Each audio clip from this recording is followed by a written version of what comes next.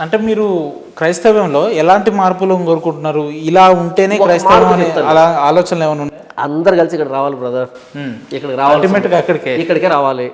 John పాల్ను కూడా చూడొద్దు. John Paul కూడా దీనికి పక్కకి వెళ్ళా అంటే పక్కన పెట్టే అంతే. నన్ను చూడొద్దు. నేను మీలాంటి స్వభావం కలిగినటువంటి, మీలాంటి బలహీనతలు కలిగినటువంటి వ్యక్తినే, ఒక వ్యక్తి. అయితే నా శాయ శక్తిలో ప్రయత్నం చేస్తున్నా. అక్కడి నుంచి లేవడానికి, మరలా నిలవబడి నడవడానికి ప్రయత్నం చేస్తున్నా. కానీ ఇది పడదు, ఇది తొట్టుపడదు, ఇది తప్పు చెప్పదు. ఇక్కడికి వద్దాం, మనిషిని పక్కన పెట్టేద్దాం. నేను సాధించిన అచీవ్మెంట్ ఏంటంటే బ్రదర్, ఒక ప్రసంగంలో ఒక పుస్తకాన్ని రెఫర్ చేశాను. పలానా పుస్తకాన్ని చదవండి అని అన్నాను, బైబిల్కి సంబంధించి. ఆ తర్వాత ఒక అబ్బాయి ఫోన్ చేశాను నాకు, అన్న నేను మీరు చెప్పిన దాన్ని పట్టుకొని పలానా బుక్ స్టోర్కి వెళ్ళానన్నా, బైబిల్ బుక్ స్టోర్కి. అక్కడ వెళ్ళగానే ఆ బుక్ స్టోర్ నడిపిస్తున్న ఆమె ఉంటుంది కదా, ఆమె అడిగిందంట, ఎందుకని ఈ పుస్తకాన్ని అడుగుతున్నావు అని అడిగిందంట. ఎందుకు అడుగుతున్నావు అని ఈయన అడిగాడు. గత 6 రోజుల నుంచి ఇక్కడ ఉన్నటువంటి స్టాక్ అయిపోయింది, అందరూ వస్తున్నారు అదే పుస్తకాన్ని తీసుకుని వెళ్తున్నారు.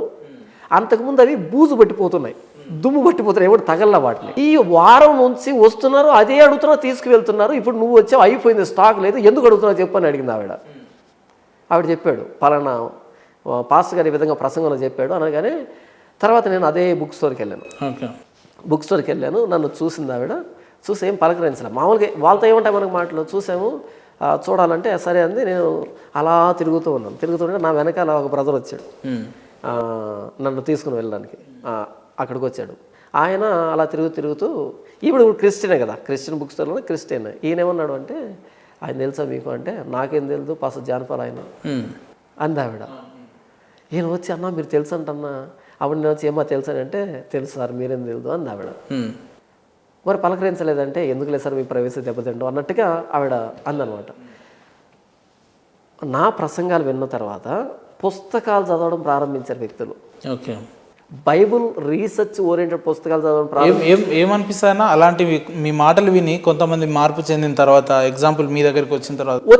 అంటే ఒకప్పుడు ఒక్కడిగా ప్రారంభించాను ఈ జర్నీ, ఒక్కడిగా ప్రారంభించాను. నాకు ఎవరి సపోర్టు లేదు.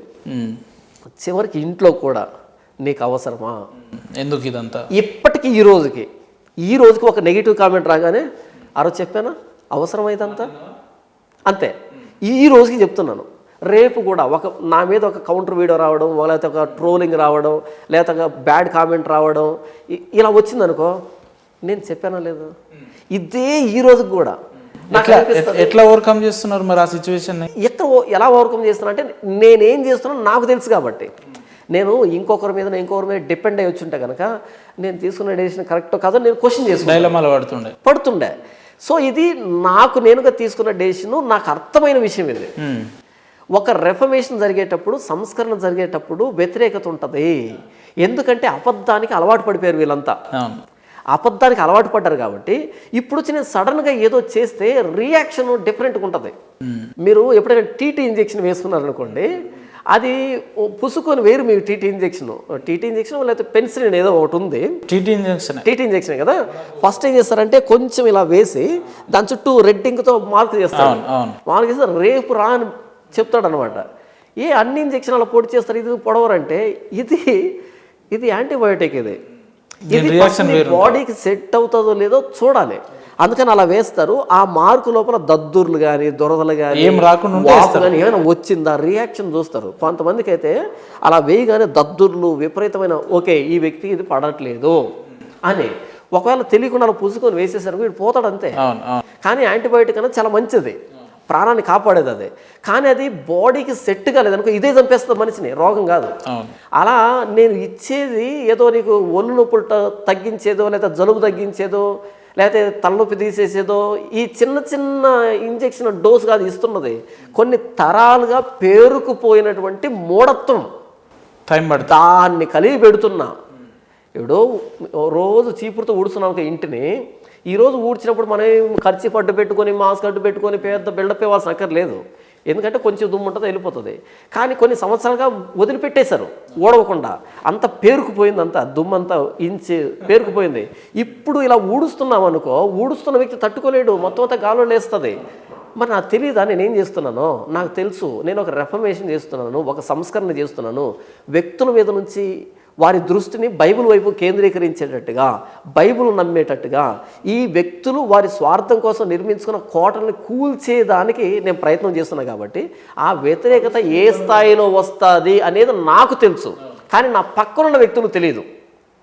కాబట్టి వాళ్ళు ఫీల్ అవుతున్నప్పుడు వాళ్ళు అంటున్నప్పుడు నేనేమన్నా నమ్మకం ఉందన్న బైబిల్ అనేది నిజంగా పరిశుద్ధ గ్రంథం అని ఎవరైతే విమర్శిస్తున్నారో వాళ్ళతోటి కూడా నేను అనిపిస్తా ఏదో ఒక రోజు అని, అలాంటిది ఏమైనా పెట్టుకుంటారా? ఇది చిన్న విషయం. అంటే బయట వ్యక్తులు వచ్చి ఇది పరిశుద్ధ గ్రంథమా కాదా అంటే నిరూపించడం చిన్న విషయం నాకు, అది పెద్ద మ్యాటర్ కాదు, మామూలు విషయం అది, నాకు బేసిక్స్ అది. కానీ లోపల ఉండి బైబిల్ పేరు లోపల ఉండి పాతుకుపోయి క్రిస్టియన్ ముసుగులో పాతుకుపోయి ఉన్నారే, వాళ్ళ ముసుగు తీయడం కష్టం.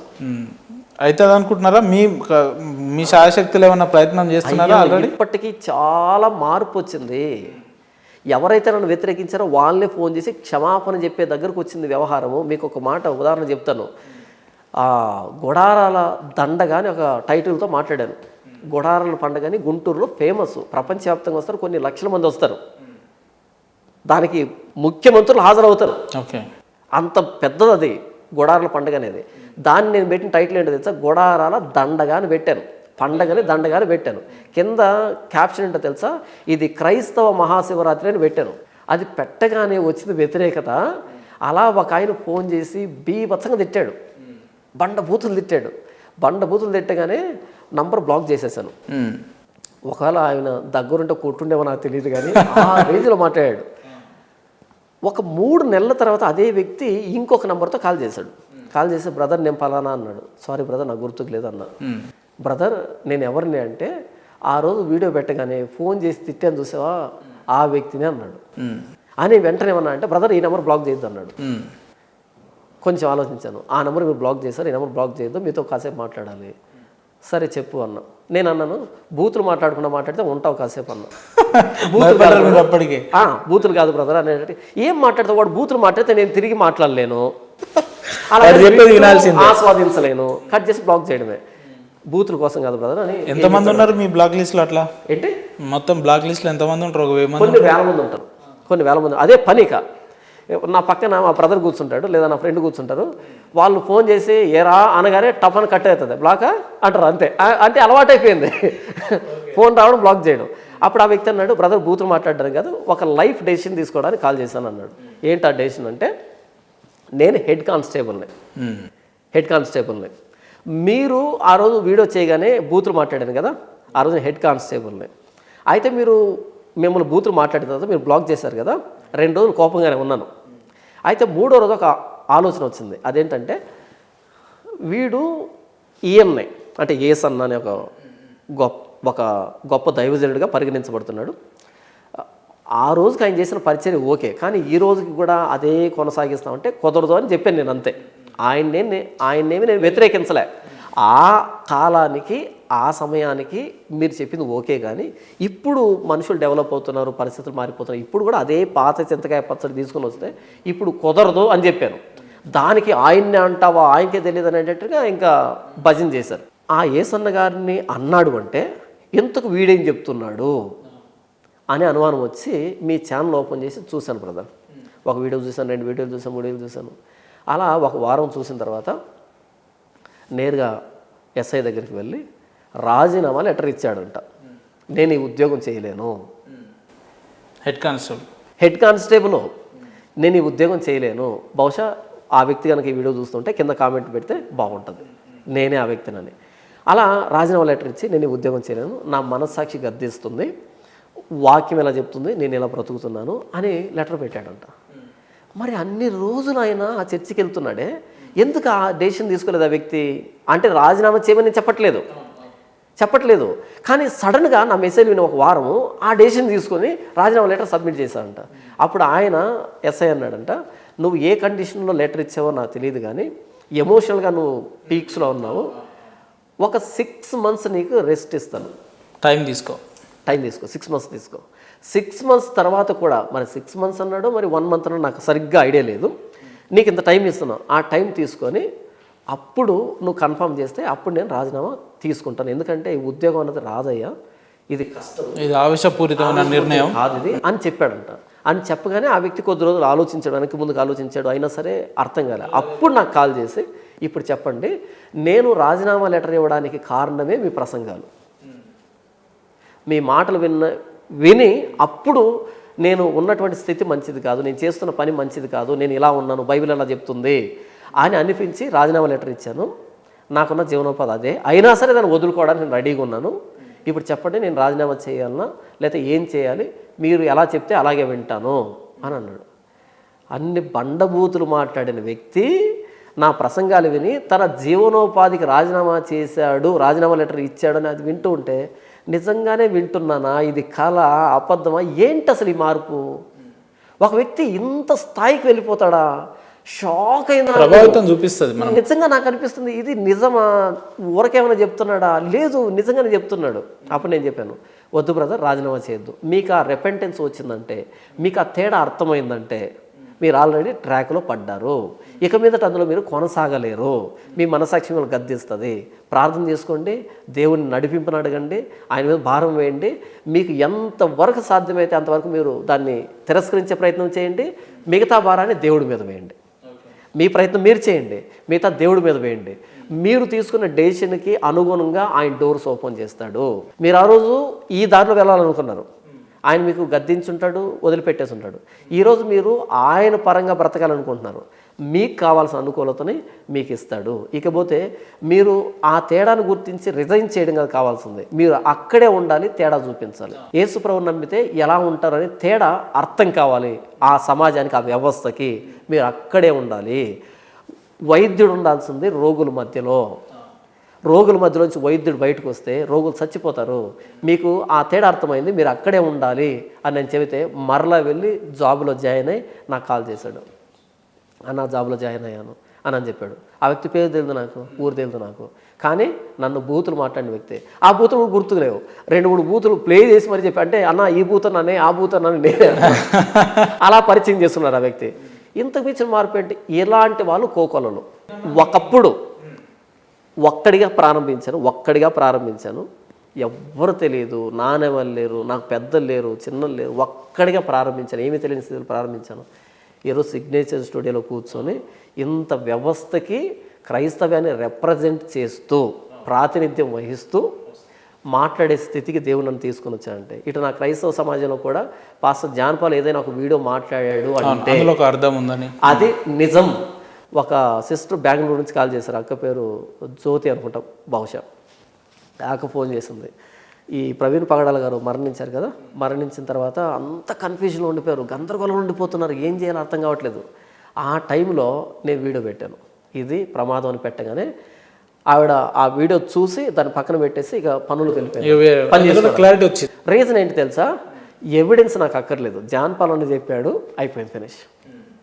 జాన్ పాల్ అన్న ఇది మాట్లాడితే క్రైస్తవం అంత ప్రభావితం అవుతుంది, అంత మార్పు చెప్తున్నారు కాబట్టి ఇప్పుడు నన్ను వ్యతిరేకిస్తారు కదా, వాళ్ళకు కూడా తెలిసి నేను మాట్లాడితే నిజమనే. అవును, అందుకే కదా వ్యతిరేకిస్తున్నారు. నన్ను వ్యతిరేకించే వాళ్ళకు కూడా తెలుసు జాన్ పాల్ మాట్లాడంటే అది నిజం. ఇప్పుడు మిమ్మల్ని ఇంతమంది ద్వేషించడానికి మీరంటే పడని వాళ్ళు ఎందుకంటే ఉన్నది మాట్లాడతారు కాబట్టి, మా కంఫర్ట్ కోసం ఒక అబద్ధం చెప్పుండొచ్చు కదా. ఏమైతే ఉదాహరణ చెప్తాను. ఇక్కడ ఈ అభినయ దర్శనం ఆడియో రికార్డు బయటకు వచ్చింది కదా, అందులో అభినయ దర్శనం ఏమన్నాడంటే, క్రైస్తవ సమాజం అంతా ఇది నమ్ముతుంది, వాళ్ళు బాధలో ఉన్నారు కాబట్టి మనం ఒక స్టాండ్ తీసుకున్నాం, అయితే జాన్ పాల్ దాన్ని బయట పెట్టాడు నేను కూడా విన్నాను. సో అర్థం ఏంటి? జాన్ పాల్ అనే వ్యక్తి బయట పెట్టాడు, మేము పెట్టలేకపోయాం, ఎందుకంటే వీళ్ళు నమ్మేదానికే మేము ఒత్తాసు పలికాము, ఎందుకంటే వీళ్ళు కావాలి మాకు, దేవుడు వద్దు. రెండవది, ఇదే వ్యక్తులు వీకేఆర్ అనే వ్యక్తి కాల్ చేశారు, ఈ ఆడియో రికార్డింగ్ బయట వ్యక్తిని. వీకేఆర్ కాల్ చేసి ఏమన్నారు అంటే, జాన్ పాలు కడప ఎమ్మెల్యే సీట్ అడుగుతున్నాడు అని అనగానే వీకేఆర్ ఏ జాన్ పాలు అని అన్నాడు. వీళ్ళుండి కడప జాన్ పాల్ అంటే జాన్ పాలా జాన్ బాబా అని అడిగాడు రెండోసారి. వీళ్ళు ఏమన్నారంటే అదే బక్కకుంటాడు కదండి, అంటే మన బక్కకుంటాడు కదా అని అన్నారు. అవునా అని అన్నాడు, నమ్మలే. మళ్ళీ తర్వాత కాసేపటికి జాన్ పాల్ అడిగాడా అని అడుగుతున్నాడు. అంటే జాన్ పాల్ అనే వ్యక్తి ఇలా మాట్లాడతాడు అని కనీసం నన్ను వ్యతిరేకించే వాళ్ళు కూడా యాక్సెప్ట్ చేయరు. దేవుని దయ వల్ల అలాంటి నిజాయితీని, నమ్మకత్వాన్ని దేవుడు నాకు ఇచ్చాడు. ఏందన్నా అంతిమంగా మీ లైఫ్ అంబిషన్ ఏంది, అంతిమ లక్ష్యం ఏంటి మీ జీవితంలో? నా జీవిత గమ్యం ఏంటంటే, నేను చనిపోయేంత వరకు నా కోసం సిలువలో ప్రారంభించిన ప్రభువైన యేసుక్రీస్తు వారి ప్రాణత్యాగాన్ని బైబిల్లో అపోస్తలుడైన పౌలు ఉంటాడు, ఆయనకు రెట్టింపు ప్రకటించాలన్నది నా జీవిత గమ్యం. ఓకే. బైబిల్ అపోస్తలుడైన పౌలు సిలువ వేయబడిన ప్రభువైన యేసుక్రీస్తు అని ప్రకటించాడు, ఇంకా దేన్ని ప్రకటించలే.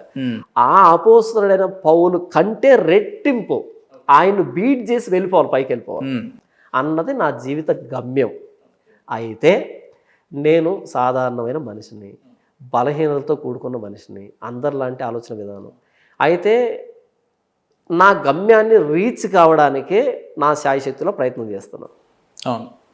దానికోసమే ప్రభువు ప్రార్థన చేస్తున్నాను, ఆయన అలాగే నడిపిస్తున్నాడు ఈ రోజు వరకు కూడా. అయితే భవిష్యత్తులో ఒకవేళ నేను ఏదైనా వాక్యానికి వ్యతిరేకంగా వెళ్ళిపోయినప్పుడు జాన్ పాల్ అన్ననే అంటారా మీరు అని నా పక్షాన ఎవరు కూడా వకాల్తా పుచ్చుకోకండి. జాన్ పాల్ అన్న ఎలా చేయడు అలా చేయడని నా పక్షాన వాదించకండి, నన్ను చూడకండి. ఈరోజు నా ఉద్దేశం మంచిది, ఈ సమయంలో మీ ఎదురు కూర్చొని మాట్లాడుతున్నప్పుడు నా ఉద్దేశం మంచిది, నా గమ్యం మంచిది, నా ప్రయత్నం మంచిది. రేపేంటో నాకు తెలియదు, ఎల్లుండి ఏంటో నాకు తెలియదు, వచ్చే సంవత్సరం ఏంటో నాకు తెలియదు, నా పరిస్థితులు ఏంటో నాకు తెలియదు, నేను ఏ పరిస్థితుల్లో నిలబడతా నాకు తెలియదు. అయితే ఈరోజు నా ఉద్దేశం మంచిది. నేను వాక్యానికి సమాంతరంగా చెప్పినంతకాలం నన్ను తీసుకోండి, వాక్యాన్ని పక్కకు వెళ్ళానా నన్ను తీసుకోకండి.